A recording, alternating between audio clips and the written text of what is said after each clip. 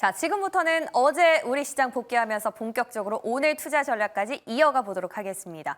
자, 어제장 키워드 4가지 중에서 먼저 선부터 보시죠. 코스피 어제 못 뚫었던 2,800선을 드디어 뚫어냈습니다. 크게 변동성을 줄 만한 요인도 없었지만 그렇기 때문에 장중 변동폭도 크지 않게 하루 만에 연고점을 다시 경신한 건데요. 여전히 외국인 수급의 영향이 높은 구간이 이어지고 있는 가운데 코스피는 매수, 코스닥은 매도로 대응한 어제 장이었습니다. 섹터별로 한번 보면요. 일단 게임주의 경우에는 그 전일장과 비슷하게 대형주 중심으로 나왔던 시세가 조금은 이어지고 있고요. 또 바이오 일부 종목, 조선, 해운주들까지 실적 기대가 많고 무난한 흐름 보였습니다. 반면에 화장품 쪽은 어제 저희가 의견 나눠봤던 대로 차익 실현 매물이 나오고 있는 상황이고요. 방산주 잠시 뒤에 구체적으로 살펴보겠지만 해명 공시가 나오면서 약간은 약세로 마감을 했습니다. 자, 근데 어제는 사실상 섹터보다는 개별 이슈가 조금 더 부각을 받았던 하루였습니다. SK이노베이션 많이 들으셨죠? SKENS와 합병을 통해서 무려 자산 100조 원대 초대형 에너지 전문 기업을 만든다라는 보도가 나온 건데요. 물론 회사 측에서는 아직까지 구체적으로 결정된 바가 없다라고 선은 그었습니다만 어쨌든 SK이노베이션 입장에서는 수익성 측면에서 전략적인 선택일 수 있어서 이만큼 올랐지만 지주사에서는 그만큼 또 그림자 부채가 더 늘어날 수 있다라는 우려가 나오면서 같은 그룹주지만 이렇게 주가의 희비는 엇갈렸습니다. 자, 그리고 정부 정책과 관련한 윤 대통령의 언급이 지속되고 있죠. 일단 저출산 관련주들 굉장히 급등을 했는데요. 깨끗한 나라와 캐리소프트 같은 경우에는 상한가를 기록했지만 반대로 꿈비와 아가방앤컴퍼니 그리고 삼성출판사는 두 자릿수 급등에다가 막판엔 마이너스로 전환이 되면서 굉장히 큰 변동성을 보였습니다. 그리고 경상북도를 수소산업의 허브로 키우기 위해서 낙후된 교통인프라를 확충하겠다라고 밝히면서 교통인프라 관련해서도 곧바로 반응이 나왔었죠. 끝으로 동해 이슈도 계속되고 있는데요. 일단 엑슨모빌이 검증사로 알려지면서 직접적으로 엑슨모빌과 관련이 있는 협력사들의 급등도 눈에 띄었다는 점 확인할 수 있습니다.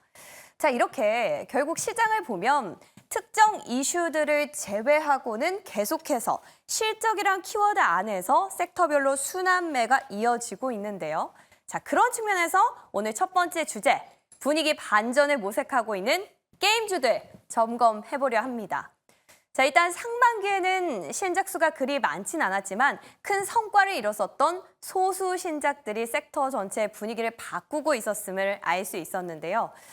주가 흐름을 보면 각각의 게임사들이 출시를 했던 시점에 최고가를 경신한 흐름을 포착을 할 수가 있었습니다. 자, 우리 게임사들 실은 과거 2년 동안에는 신작에 대한 흥행률은 좀 부진한 반면에 인건비와 마케팅 비용이 올라가면서 참 힘들었는데 작년부터는 분위기 반전을 이뤄냈죠. 대규모 구조 조정과 함께 마케팅 비용을 좀 줄였는데 그러면서 1분기 실적 서프라이즈를 거뒀고요. 이에 상응하는 것처럼 게임 탑 10 지수 수익률은 10% 넘는 상승세를 보이면서 다시금 투자자들의 시선을 이끌고 있었다는 점까지 확인할 수 있었습니다. 자, 근데 이런 부분이 하반기까지 확대될 수 있을지가 관건이죠. 일단 당장 2분기에 이런 기업들은 괜찮다라는 분석이 있어서 제가 정리를 좀 해봤는데요. 먼저는 첫 번째, 해외 매출이 잘 나오는 기업을 보라는 투자 포인트가 있었습니다. 일단 고환율 기조가 계속해서 장기화되면서 해외 매출 비중이 높은 기업들의 경우에는 결제액을 유지하기만 해도 매출 상승 효과를 그대로 누릴 수가 있는 거죠. 그리고 해외 사업을 하다 보면 현지 트렌드나 수요를 파악할 수 있고 이에 따라서 앞으로 매출 비중을 지속적으로 늘려갈 수 있는 가능성이 있기 때문에 이런 기업들을 선별하자라면서 상위 게임사들을 또 뽑아낸 표도 있었습니다. 여기에는 W게임즈, 또 크래프톤, 넷마블, 펄어비스, 조이시티 등이 있네요. 자, 다만 또 우리가 고려해야 할 점이 한 가지 더 있었습니다. 중국인데요. 다음 장 넘어가 보시면 중국의 경우에는 판호가 발급되고 또 출시되기까지 너무나 오랜 시간이 걸린다라는 점 등을 고려했을 때 이제는 북미와 유럽, 일본 지역 매출 비중 확대에 더 눈여겨보자라는 의견도 있다는 점 참고해 보시기 바랍니다. 자, 이어서 두 번째 관전 포인트도 짚어볼까요? 플랫폼별로 특화된 경쟁력을 파악하는 게 필요하다는 건데 일단 플랫폼이라 하면 크게 PC와 또 콘솔, 모바일로 나눠 볼 수가 있겠죠. 근데 이런 PC나 콘솔 같은 경우에는 물리적인 성능이 올라가면서 콘솔 게임이나 PC 게임에 대한 유저들의 눈높이는 더 높아지고 있고 또 어디서든 즐길 수 있는 모바일 캐주얼 게임의 경우에는 유저 수 자체가 늘어나고 있죠. 자, 이런 특징과 또 장르를 고려해서 투자 기업을 선정할 때 신작이 충분한 대중성을 가졌는지 확인을 해보자라는 의견이었습니다. 자, 그리고 하반기에는 또 게임이라고 할 수 있는 이유 중에 하나가 바로 게임쇼 이슈가 있죠. 이제 곧 다가오는 게임스컴에는 넥슨이라든지 크래프톤 또 펄어비스가 참여할 걸로 예상이 되는데요. 각사의 출품작에 대한 유저들의 반응을 미리 확인해 본다면 주가 변동성도 앞으로 어느 정도 알 수 있을 것 같습니다. 자, 이렇게 해서 게임주들 2분기 실적 기대감이 커지고 있는 상황에서 이런 실적 포인트를 바탕으로 2분기에 기대해 볼 수 있는 게임주는 무엇이 있을지 잠시 뒤에 또 전문가와 함께 나눠보도록 하겠습니다. 자, 이렇게 첫 번째 브리핑 이슈 정리해봤고요. 이제 두 번째 주제로 넘어가 볼게요. 자, 어제 음식료와 화장품에 이어서 오늘도 2분기 실적이 기대되는 섹터들, 지금 이 시점에서 과연 어떤 전략을 취해야 현명할지 점검해보려고 합니다. 어제 저희가 이야기 나눴던 바대로 음식료나 화장품은 모두 실적 기대감은 하반기까지 유효하지만 또 단기적으로 너무 과열이 됐기 때문에 지금은 일정 부분 차익 실현하자라는 데 의견이 모아졌었는데요. 이번에 방산이나 조선은 좀 흐름이 다를까요? 궁금해지는 대목입니다. 자, 이 두 섹터의 공통점도 수주로 인한 실적 기대감이 높다는 거죠. 일단 방산의 경우에는 저희가 이번 주 화요일에 했었던 브리핑 자료를 한번 보시면요. 자, 이번에 국방장관의 방문 포인트는 바로 K9 자주포 계약을 따내는 거다라고 어제도 짚어드렸었죠. 그런데 그 계약이 성사됐다고 기사가 났던 것까지도 어제 브리핑 시간에 언급을 드렸습니다. 그런데 그 이후에 바로 하나 에어로스페이스가 또 해명 공시를 냈는데요. 기사로 한번 볼까요? 그러니까 루마니아의 우선 협상 대상자로 선정이 된 건 맞지만 금액이나 일정은 아직까지 확정되지 않았다라는 소식이 나오면서 어제 주가 자체는 힘이 빠졌습니다. 근데 어찌됐건 이 공시 영향으로 주가가 움직였다라고 보긴 또 어려운 게 주가 흐름들을 보면요. 지난 4월에도 실제로 계약이 됐다란 기사가 나올 때는 오히려 차익 매물이 쏟아졌습니다. 자, 이런 측면에서 보면 국방장관 이제 루마니아에서 폴란드로 이동을 한 상황이죠. 어제 또 한 정보통에 의하면 지금 폴란드 현지에서는 K2 전차에 대한 이야기가 나오고 있다고 하는데요. 자, 방산주들, 우리 CG 감독님 굉장히 잘 만들어주신 이 자료를 한번 보면요. 폴란드향 추가 계약과 관련해서 대표적으로 현대, 로템에 대한 모멘텀 있다는 거 확인할 수 있었는데 오늘장에 변동성이 있을 수 있겠다. 혹시나 추가 계약 이슈가 나오면 변동성 꼭 체크해 보시면 좋겠다라는 생각이 듭니다. 자, 2분기 실적 앞두고 있는 방산주들 빠질 때 매수 기회로 삼는 게 맞을지 잠시 뒤에 또 의견 들어보고요. 이어서 조선주도 저희가 월요일에 실적 정리를 했었죠. 근데 조금 추가된 부분이 있습니다. 당일날 방송했을 때는 이 매크로 환경에 대해서 그러니까 LNG나 컨테이너 같은 선종을 떠나서 매크로 측면에서 본 요인들이 상당히 실적에 긍정적인 영향을 줄 수 있다란 내용까지만 정리를 드렸었는데 어제 다올투자증권에서 이런 기사가 났어요. 컨테이너선 발주 사이클이 도래했다. 근데 이와 동시에 최근에 또 HJ중공업은 친환경 컨테이너선에 대한 건조 계약을 체결했다라는 이슈까지 더해졌습니다. 그리고 HD 한국조선해양과 관련한 뉴스도 있었죠. 더불어서 요즘 계속해서 핫한 동해유전과 관련해서도 추가로 생각해 볼 수 있는 부분이 있을 것 같은데요. 당장 올해 12월 달에 1차 탐사 시추가 시작될 경우에는 이 시추를 위한 기초 인프라를 구축할 때 조선주들 수혜도 예상해 볼 수 있다라는 겁니다. 때문에 증권사에서도 조선주에 대한 기대감을 여실히 드러내고 있는 상황인데요. 근데 주가는 늘 한 발 빠르죠. 자, 조선주들 모멘텀 정리한 표인데요. 일단 HD 한국조선해양 같은 경우에는 어제 벌써 신고가를 경신했고요. 그리고 HD 현대중공업도 계속해서 수급이 받쳐주면서 정고점을 앞두고 있는 상황입니다. 자, 조선주에 대한 향방 또한 궁금해지는데요. 잠시 뒤에 함께 전략 짜보도록 할게요. 자, 끝으로 밤사이 나온 이슈 보겠습니다. 일단 유럽연합이 러시아와 우크라이나 전쟁 중인 상황에서 러시아에 대해서 처음으로 LNG 제재에 나섰다는 소식입니다. 새벽에도 계속해서 속보가 계속됐지만 이번에 북러 조약에 대해서 미국이랑 러시아 지금 팽팽히 맞서고 있는 상황인데요. 여기에 푸틴 대통령은 만약에 우리나라가 우크라이나에 무기를 공급한다면 실수하는 것이라면서 압박까지 이어가고 있습니다. 자, 이런 상황에서 오늘 방산주들 조금 전에도 브리핑을 했지만 점검이 더 중요한 때인 것 같다라는 생각이 들고요. 그리고 조금 전에 1시간 전쯤에 또 단독 기사가 났어요. 원래 우리나라 같은 경우에는 조류 인플루엔자에 사람이 감염된 적이 없기 때문에 이 백신을 고려하지 않았었는데 최근에 사람이 조류 인플루엔자에 감염이 됐다라는 소식이 나오면서 우리 정부도 비상시를 대응해서 이렇게 백신 비축을 검토하겠다라는 단독 보도가 있었습니다. 참 이런 여러 가지 이슈를 봤을 때 오늘장에 참 고려해야 될 상황이 특히나 많은 것 같다라는 생각이 드는데요. 금요일 한 주를 마무리하지만 유종의 미를 거둬야겠죠. 어떤 의견들이 유효할지 오늘장 전략 세우러 저는 전문가들과 함께 나눠보겠습니다.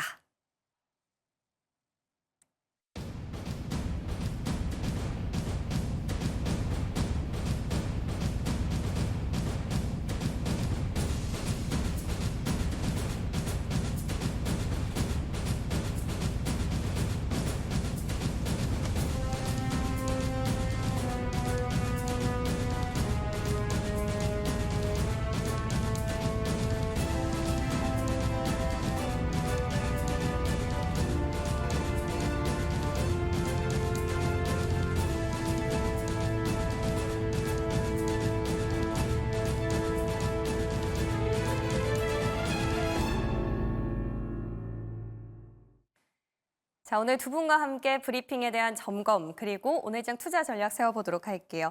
이주연 M인베스트먼트 대표 그리고 이화진 하이투자증권 스마트 PB센터 과장 모셨습니다. 어서 오십시오. 안녕하세요. 좋은 아침입니다. 예, 자 일단 게임주 이슈부터 먼저 체크해 볼게요. 1분기 실적을 봤을 때 이제 반등의 서망이 올랐다라는 이슈가 있었는데 2분기 실적 어떻게 전망하세요? 일단은 최근에 좀 성장주의 대표격인 게임주들이 몇 년 동안에 좀 상태가 많이 안 좋아서 이제는 좀 반등을 하나 이렇게 기대를 하시는 분들도 좀 많이 계실 것 같은데요. 일단은 성장률의 둔화 기조 때문에 그동안에 그 게임주들이 많이 눌린 점이 있었습니다. 근데 다만 이런 성장률의 둔화 기조가 계속 이어질 거냐라고 한다면은 일단 당분간은 좀 이어지지 않을까라고 생각을 하고 있습니다. 그래서 그 안에서 일단은 선별적으로 기업을 고르는 게 일단 지금 게임주들한테는 가장 중요하다라고 생각을 하고 있고요. 이제 특히나 그 안에서도 해외 시장에 좀 진출을 해서 성과를 내는 그런 기업들 위주로 좀 보시는 거를 권장을 드리고 싶습니다. 그동안에 이제 모바일 게임 시장이 좀 많이 정체가 됐었는데 특히 이제 모바일 중에서도 MMORPG 쪽에서 많이 좀 이렇게 둔화된 그런 모습들을 보였었습니다. 근데 이쪽에 좀 의존도가 높은 기업들 중심으로 이제 주가의 차별화도 같이 진행이 되는 모습들이 보였었거든요. 예를 들면은 뭐 이제 뭐 다른 그 기업들 이제 NC소프트라던가 그리고 카카오 게임즈라던가 이런 기업들이 이제 특히나 좀 많이 부진한 주가 흐름이 부진한 그런 모습들이 보였었습니다. 근데 반면에 뭐 크래프톤이라던가 이런 기업들 같은 경우에는 이런 MMORPG 쪽으로 의존도가 그렇게 크지 않기 때문에 좀 반등하는 모습들이 보였었는데 이런 모습에서 볼 수 있듯이 그 안에서 좀 기업을 선별적으로 고르는 게 좀 중요하다고 생각을 하고 있고요. 특히나 이제 인도 시장 진출에 대한 좀 모멘텀 이런 것들을 좀 주목을 해보셔야 될 필요가 있을 것 같습니다. 인도 같은 경우에는 이제 기존에 뭐 우리나라뿐만이 아니라 이제 해외 글로벌 시장에서 전반적으로 게임 시장의 어떤 성장률 둔화가 지속이 되고 있는데 인도 시장 같은 경우에는 이 엄청나게 많은 인구를 좀 기반으로 해서 성장률이 빠르게 상승하고 있는 그런 나라 중에 하나입니다.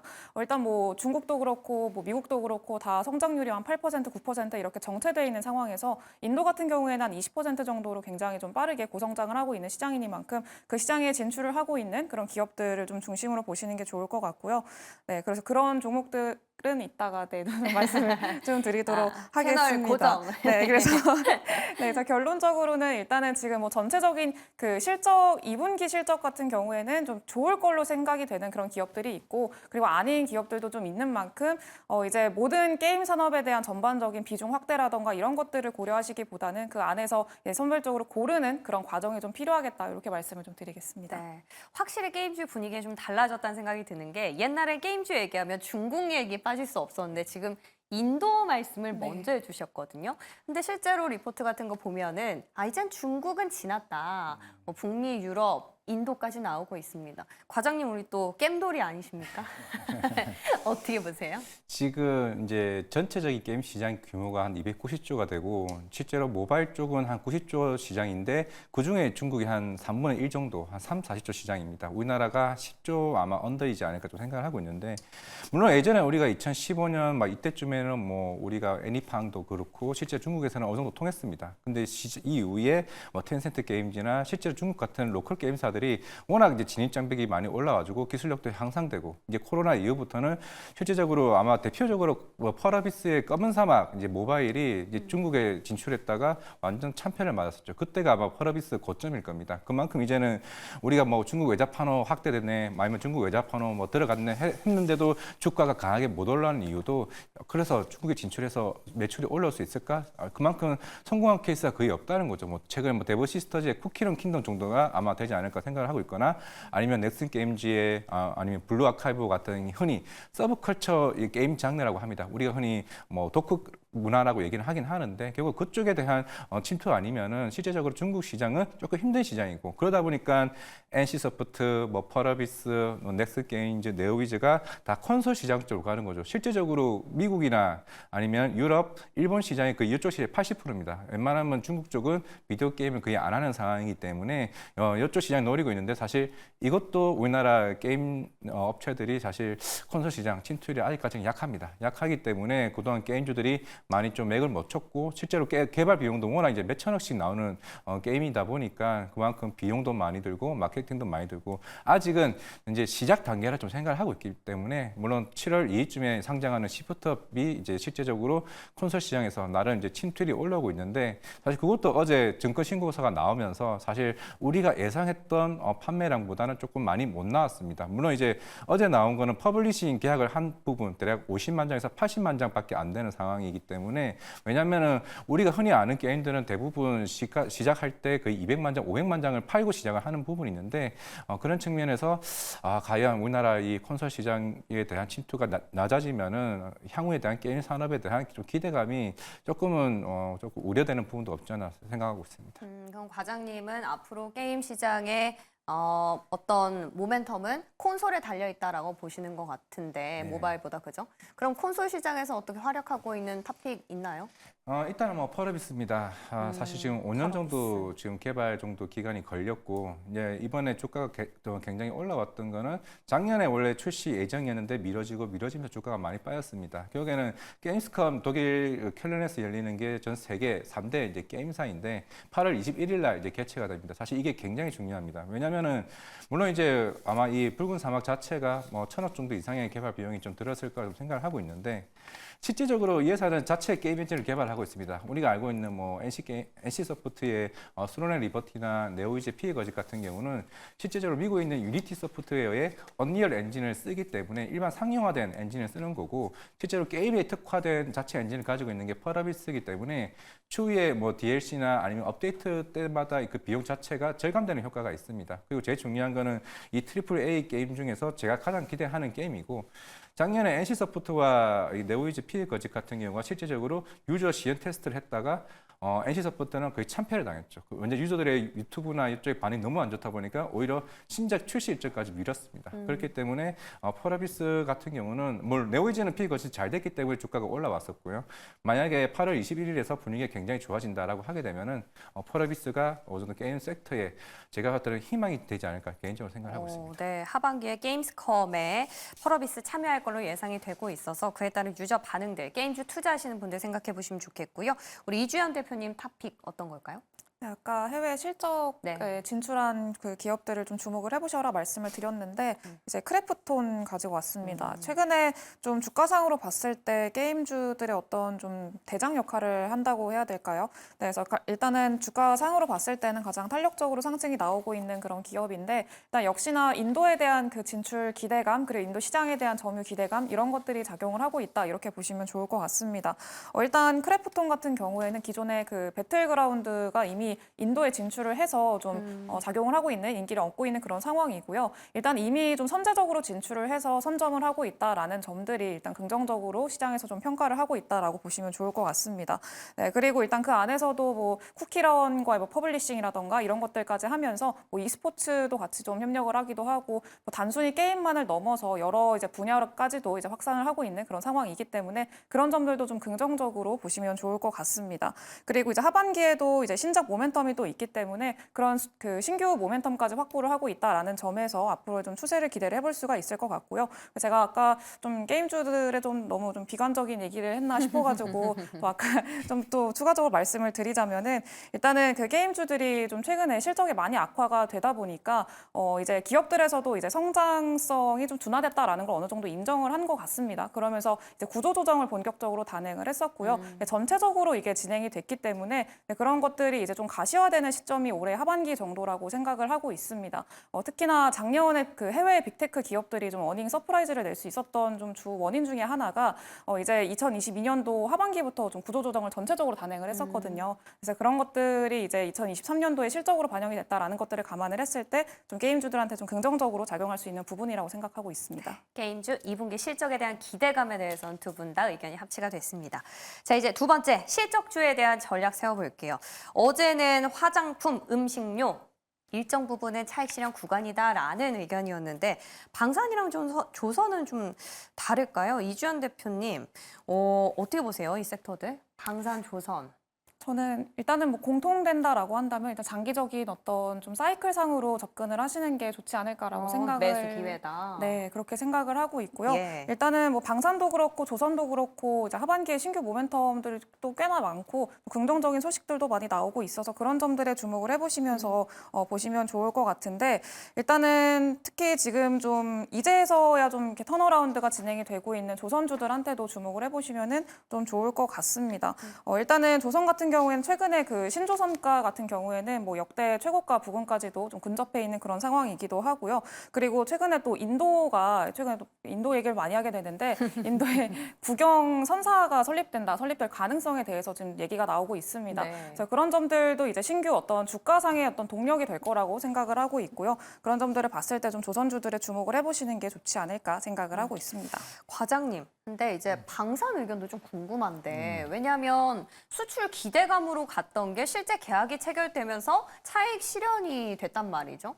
근데 2분기 실적을 놓고 길게 봤을 때는 오히려 빠졌을 때 매수를 해갈 수 있는 또 긍정적인 부분도 있지 않나 싶은데 어떠세요? 네, 기회라고 생각을 하고 있고 물론 방산 우리나라 뭐 수출하는 것도 중요하겠지만은 일반적으로 유럽은 지금 GDP의 2% 이상씩 국방비를 증액을 하고 있습니다. 이번 루마니아도 마찬가지고 루마니아도 실제로 GDP 2%에서 2.5%까지 올렸고 우리가 폴란드도 거의 4% 이상까지 올랐습니다. 그렇기 때문에 우리나라 기술주도 많이 일어났고 이건 또 미국 대선과 또 연관이 될 수 있다고 생각을 하고 있는데 우리가 트럼프 재임 시절에 기억을 하고 계실 겁니다. 실제적으로 트럼프가 나토 국가들에게 굉장히 압박을 넣었던 이유가 GDP에 4% 이상 넣지 않으면 너네들에게 보복을 할 거다. 뭐 이런 식으로 얘기를 했는데 결국에 우크라이나 전쟁까지 났고 중동 전쟁까지 났습니다. 그렇기 때문에 나토 국가들이 이제 계속 꾸준히 GDP 이상의 이제 국방비를 증액을 할 거고 실제적으로 전범 국가인 독일 자체만으로도 이제 자기네들은 억울하다. 우리도 국방비 증액을 할 거고 그만큼 여기에 대한 대비를 해야겠다라고 얘기를 하고 있기 때문에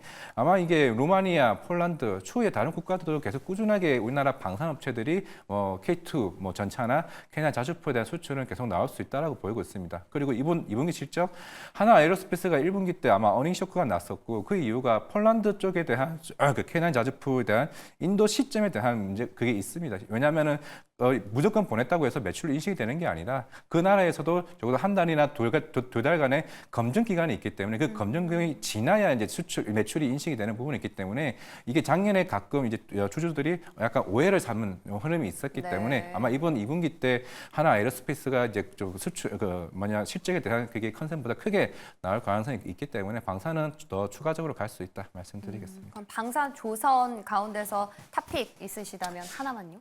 조선이라고 좀 생각을 하고 있고 왜냐하면 이게 작년부터 마찬가지였지만 이번 1분기까지 애초에 우리가 저성가 받았던 물량들이 다 대부분 해소되는 구간입니다. 그러면 2분기 때는 굉장히 수익성이 크게 이제 올라가는 부분이고 아마 오늘도 시장에서 좀 조선주가 올라갈 수밖에 없는 게 오늘 하나오션이 이슈가 나왔죠. 필리 조선사를 인수를 했고 왜냐면은 하나만 인수한 게 아니라 애초에 이제 하나 시스템과 같이 인수를 했습니다. 이게 1억 달러. 사실 큰 금액이면 큰 금액인데 사실 큰 금액은 아니라고 생각을 하고 있기 때문에 이게 추가적으로 오스트럴 인수까지 얘기를 한다라면 MRO 관련까지 얘기한다. 그러면 오늘 조선주도 같이 움직일 수 있다는 측면에서 현대미포도 같이 말씀을 드리겠습니다. 오늘 장 조선주에 대한 향방까지 짚어주셨네요. 이주연 대표님 탑픽 짧게 듣고 마무리해 볼까요? 네, 일단은 HD 현대중공업 좀 말씀을 드릴 것 같고요. HD 현대중공업 같은 경우에는 올해 2분기에 이제 실적 턴어라운드가 기대가 되고 있는 그런 또 종목이기도 합니다. 그래서 일단 지금 실적에 대한 기대감이 많이 유입이 되고 있는 만큼 그 점에도 초점을 맞추시면 좋을 것 같고요.